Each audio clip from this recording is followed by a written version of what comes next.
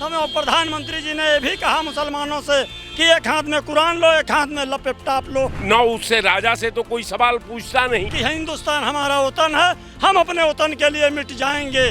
तो हे नाथ, अभी लोकतंत्र तुम्हारे ही हवाला है कि ये संविधान रहेगा कि नहीं रहेगा। लोकतंत्र की मांग है, राहुल जी की मांग नहीं है कि गद्दी छोड़ो, आजमगढ़ अंबाली में भैंसी चराओ। देश का अपमान करने वाले, देश की एकता तोड़ने वाले लोग आज देश चला रहे हैं।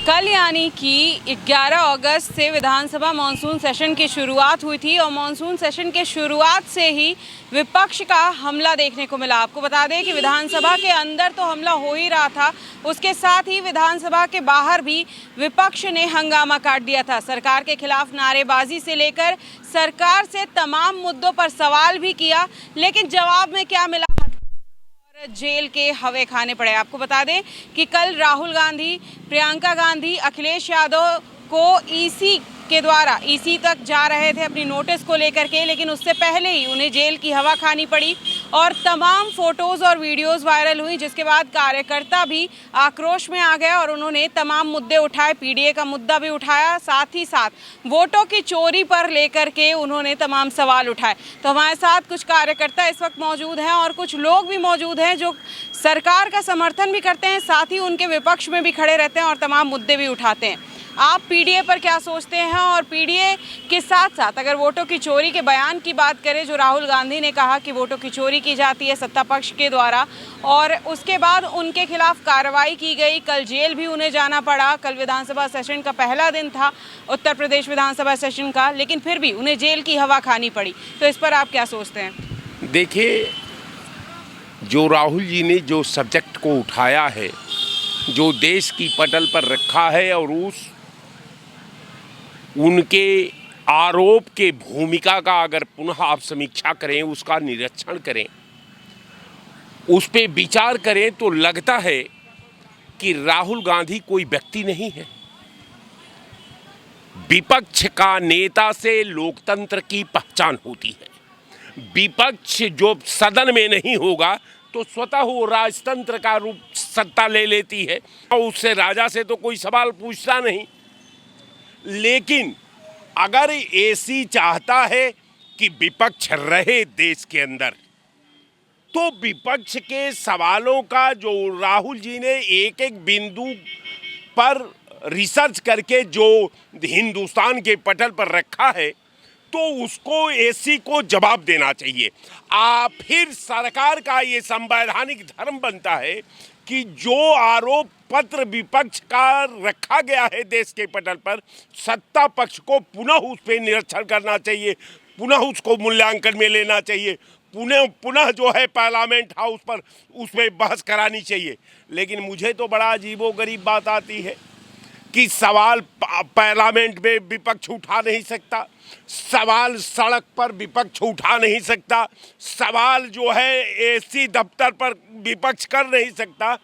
तो अब ये सरकार बता दे कि ये विपक्ष का अमेरिका की दहलीज पर जा कर के अपना मांग रखेगा, पाकिस्तान में रखेगा, रस्सा में रखेगा, चाइना में रखेगा। आखिर वो जगह तो सरकार बता दे कि साहब भारत की पार्लियामेंट में आप नहीं रख सकते, एसी के सामने आप नहीं रख सकते, जनता के बीच आप नहीं ले जा सकते, तो आखिर कहाँ रखेगा विपक्ष?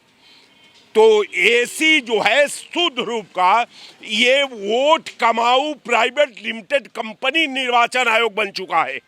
आज जब पीएसओ जो है सरकार की पिट्ठू बन जाए, सरकार का दलाल बन जाए, सरकार का तलबा चाटने लगे, तो हे नाथ, अभी लोकतंत्र तुम्हारे ही हवाला है कि ये संविधान रहेगा कि नहीं रहेगा। मेरा मानना है कि राहुल गांधी को एसी का जवाब देना चाहिए, इसलिए कि लोकतंत्र को जिंदा रखना है। लोकतंत्र की मांग है, राहुल जी की मांग नहीं है। जहाँ तक इलेक्शन कमीशन की बात है, तो इलेक्शन कमीशन की तरफ से भी राहुल गांधी को लेकर 2 फर्जी वोटर आईडी कार्ड की बात कही गई, तो इस पर क्या कहेंगे? क्योंकि राहुल गांधी अभी तक सवाल उठा रहे थे, अब ईसी ने खुद ही राहुल गांधी पर सवाल उठा दिया। बिल्कुल, आखिर जब इसके पास कोई जवाब नहीं है, आप पहले जवाब दीजिए। जो राहुल गांधी ने आपसे सवाल किया है, पहले आप उसका जवाब दीजिए।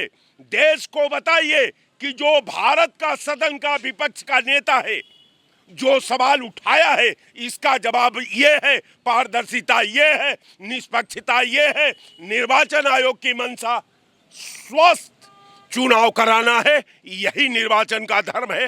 पहले आप बताइए। इसके बाद 2 आईडी दिखा दीजिए, एक तो सरकार की आईडी दिखा दीजिए और दूसरा राहुल गांधी की जो आईडी आप लेकर पहुंच रहे हैं।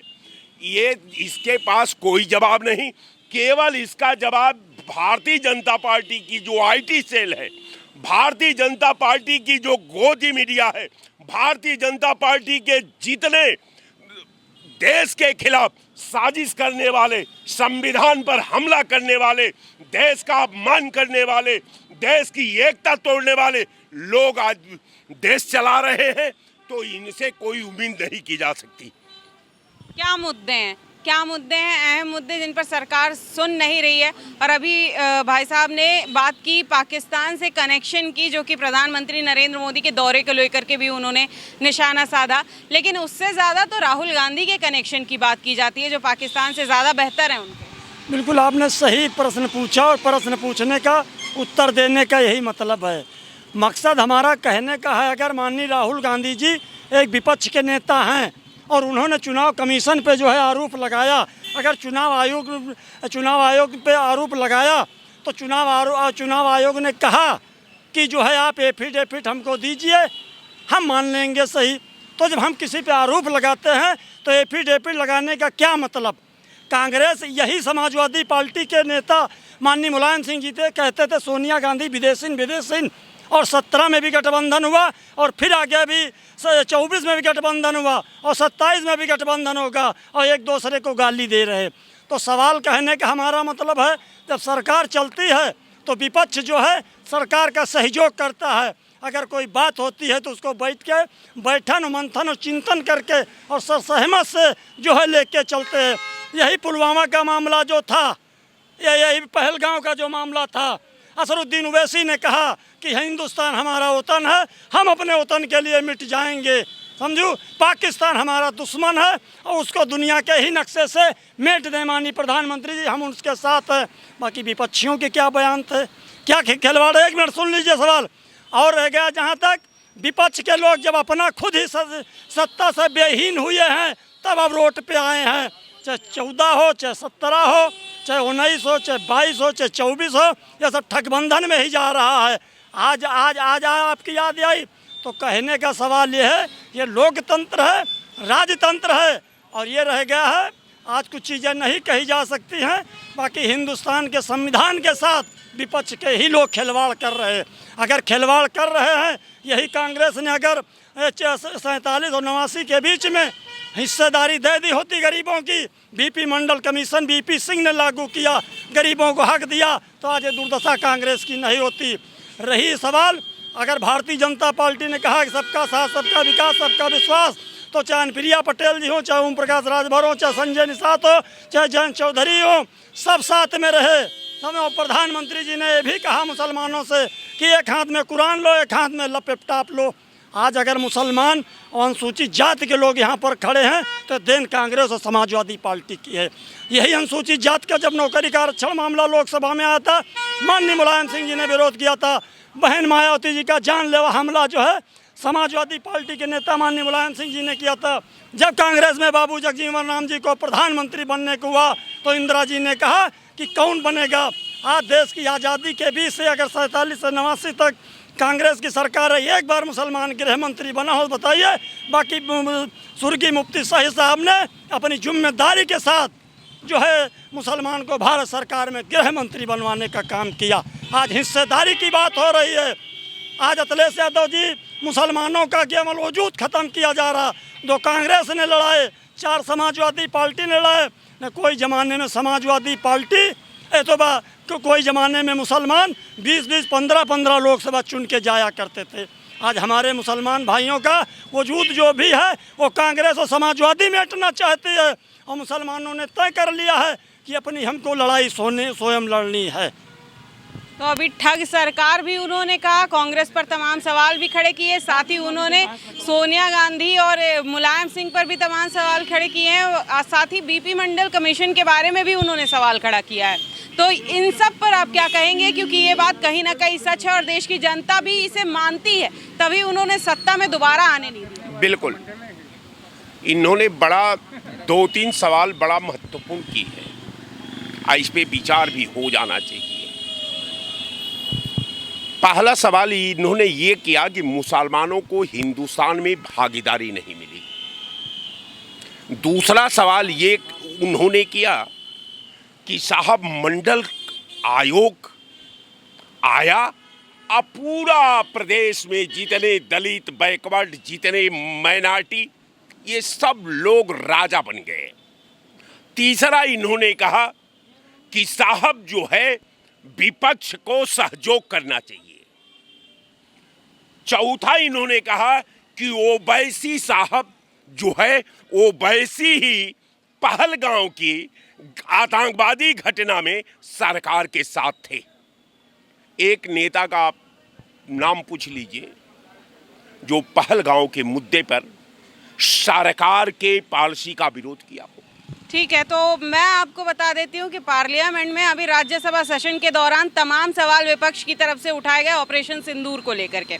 ये भी कहीं ना कहीं ये तो पहलगाम मुद्दे से ही जुड़ा हुआ है ना, तो सरकार से फिर सवाल किस लिए? क्या आर्मी पर शक किया जा रहा है या फिर अपनी सेना पर इतना भरोसा नहीं है विपक्ष को? यही सवाल है उनका भी।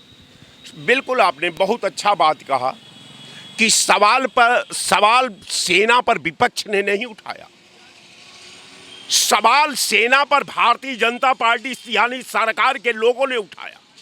सरकार के लोगों ने कहा कि एक सेना का हमारा जनरल जब ऑपरेशन करता है, जब वो माइनॉरिटी कौम से आता है, तो आप ये कहते हैं कि आतंकवादियों के बहन से मैं आतंकवादियों का खात्मा कराया है। इन्होंने कहा, ये दूसरा विपक्ष का नेता ने नहीं कहा। तो भारतीय जनता पार्टी में जिस पार्टी के लिए पानी पी पी करके विपक्ष को गाली देते हैं, इनको वही पूछ लेना चाहिए कि भैया तू ये तो मुसलमान थी, अब मुसलमान का उसने विरोध किया, उसने कहा कि आतंकवादी। अब हमको तो ये भी पता नहीं कि भारत की सेना में आतंकवादी भी हैं जो भारतीय जनता पार्टी कह रही है। हम लोग नहीं कह रहे, हम लोग तो अपनी सेना को सेना मान रहे हैं, लेकिन सेना को तो यही लोग कहते हैं। एक जो है लेफ्टिनेंट जनरल को आप ये कह रहे हैं कि आतंकवादी की बहन से आतंकवादियों का मैंने सफाया कराया है। ये तो आपने कहा, कोई विपक्ष का नेता कहा है तो बता दीजिए। जवाब हाँ हाँ, आपने बिल्कुल सही कहा। ये हम आज स्पष्ट बिल्कुल क्लियर किए देते हैं कि सेना है तो हम हैं, और सेना है तो देश है, और सेना है तो संविधान है, और सेना है तो हिंदुस्तान है। ये जब घटना हुई थी तो मैंने पहले माननीय से प्रधानमंत्री जी से, गृह मंत्री जी से और रक्षा मंत्री जी से मांग की थी कि ऐसे व्यक्ति के खिलाफ कानूनी कार्रवाई होना चाहिए। और बल्कि इतने नए हाई कोर्ट से और जो है सुप्रीम कोर्ट से हमने मांग किया था कि जो सेना के साथ खिलवाड़ करने वाले लोग, एक मिनट से सेना के जो खिलाफ लोग, मेरा नहीं है ये जवाब, मेरा नहीं है। हमको बस एक चीज का जवाब चाहिए आपके चैनल पर। इन्होंने आरोप लगाया है, विपक्ष को इन्होंने घेरा है, विपक्ष को ट्रैक से हटाया है, तो आप सवाल बता दीजिए साहब कि विपक्ष का अगर कोई नेता कहा हो कि हमारी जो सेना है वो आतंकवादी है और आतंकवादी सेना से हमने आतंकवादियों का सफाया करा दिया है, जरा उसका नाम बता दीजिए। हाँ, यही जो कौन सोफिया कुरैशी के साथ बमता सिंह गई थी ना, उनको राम गोपाल यादव जी क्या बोले थे जो विपक्ष के कांग्रेस के गठबंधन में थे। मैं तो मांग करता हूं कि सेना के खिलाफ, चाहे समाजवादी का हो चाहे भाजपा का हो, अगर सेना के खिलाफ कानूनी कार्रवाई करता है तो उसके खिलाफ सुप्रीम कोर्ट से हम मांग करते हैं कि अपने संज्ञान में लेते हुए उनके खिलाफ संवैधानिक कार्रवाई की जाए और सेना को न मजाक, सेना के खिलाफ मजाक न बनाई जाए। राम गोपाल क्या कहे हैं उसकी बात छोड़िए, इनसे ये सवाल पूछिए। राम गोपाल, जब राम गोपाल की बात छोड़ दे तो मुसलमान का सवाल कैसे? पहले अब मुसलमान पर उन्होंने सवाल नहीं किया, मुसलमान पर उन्होंने उन्होंने भी हमला नहीं सवाल किया था कि आप बता दीजिए कि पहले कौन सा मुसलमान मुख्यमंत्री बना था या फिर पहले कितने मुसलमानों को सत्ता में बिठाया जाता था। किया। किससे पूछा था? किससे पूछा था? अभी सवाल किया। ये इनकी बात क्या कहना साहब, इनको तो केवल आते हैं, चूंकि आप लोगों को कोई मिलता नहीं है, आप लोग जो है ला करके इनको खड़ा कर देते हैं। जिस व्यक्ति को संविधान की बात करता है, ये 70 सालों तक आप लोग को भी तो लाके इस देश की जनता ने खड़ा किया था। जी जी, बहुत मैडम आपने बहुत अच्छा सवाल किया। जब हमारे पास देश आया तो देश नंगा था, न किसी को खाने की रोटी थी, न पीने को पानी था, न चलने को सड़क थी, न पढ़ने को शिक्षा थी, न काम करने को कल कारखाना थे, कुछ नहीं था। लेकिन हमने जो शासन किया 47 साल, जितने बड़े हिंदुस्तान के बांध बने हैं, जितनी हिंदुस्तान की कंपनियां कल कारखाने हैं, जितने हिंदुस्तान में रेलवे लाइन है, जितने हिंदुस्तान में सारे जितने ऑफिसे हैं, अभी आप खड़ा है 90 से लेकर के और 2000, आज मैं 25 के दहलीज पर विधानसभा के सामने खड़ा हूं। आप बता दीजिए कि एक बिल्डिंग इन लोगों ने कहीं बनवाया? एक बिल्डिंग?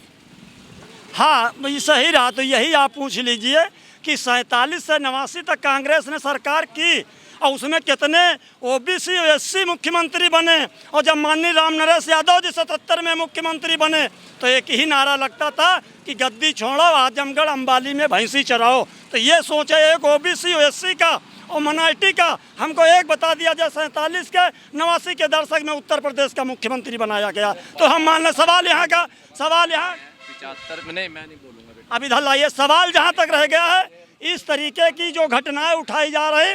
आज बात हो रही हिस्सेदारी की, आपको जेल जाएंगे ये भी कह रहे हैं। आप कहने के लिए कुछ भी कहे, हमको ऊपर वाले पे भरोसा है। सवाल जहाँ तक रह गया है, आज मुसलमानों की, तो आप रहने दीजिए। आज मुसलमानों को यह बता दिया जाए, जब 1900 जब जगजीवन बाबू प्रधानमंत्री जी देश के बन रहे थे, एक अनुसूचित जाति से आ रहे थे, तब इंदिरा जी ने कहा कि तय कीजिए जगजीवन बाबू कौन प्रधानमंत्री बनेगा। तो जब एससी, ठीक है, मुद्दे पे आते हैं। कौन बना रहा था प्रधानमंत्री? बस इसका जवाब दीजिएगा शॉर्ट। बोलिए, कौन बना रहा था प्रधानमंत्री जगजीवन राम को? संसदीय दल बनाता है अपने नेता को, तो इनको तो ये भी पता नहीं, ये भी गाली बाजते हैं। और रह गया सवाल, हमारा दुर्भाग्य आपके चैनल पर आने का कि ऐसे विद्वान से मेरी मुलाकात हो गई जो अपना सिग्नेचर नहीं कर सकता, जो संविधान की बात करता है, संविधान का प्रस्तावना पर ही 3 लाइन बोल दे। आप किसी के पर्सनल पे नहीं जा सकते हैं, कौन सिग्नेचर कर सकता है या नहीं, इस पर नहीं जा सकते हैं। आप मुद्दे उठा सकते हैं। तो ये तमाम मुद्दे हैं और तमाम सवाल भी हैं विपक्ष के, जिसका जवाब वो सरकार से चाहती है और इसके साथ ही 2027 के चुनाव में सत्ता में एक बार फिर आना चाहती है। लेकिन ये निर्भर करता है केवल इस देश की जनता पे कि वो दोबारा से गठबंधन की सरकार कह ले या फिर राहुल गांधी की सरकार कह ले या कांग्रेस की या फिर पूर्व मुख्यमंत्री की सरकार कह ले समाजवादी पार्टी और अखिलेश यादव की, किसकी सरकार बनती है ये देखना बाकी है। 2027 में अभी बहुत समय बाकी है, लेकिन विपक्ष ने अभी से ही मुद्दा उठाना शुरू कर दिया है, साथ ही तमाम तरीके की जनता को लुभाने के लिए तैयारियां करना भी शुरू कर दिया है। तो कैमरा पर्सन संदीप के साथ मैं सोनाली सिंह, देखते रहिए द न्यूज़ पॉइंट।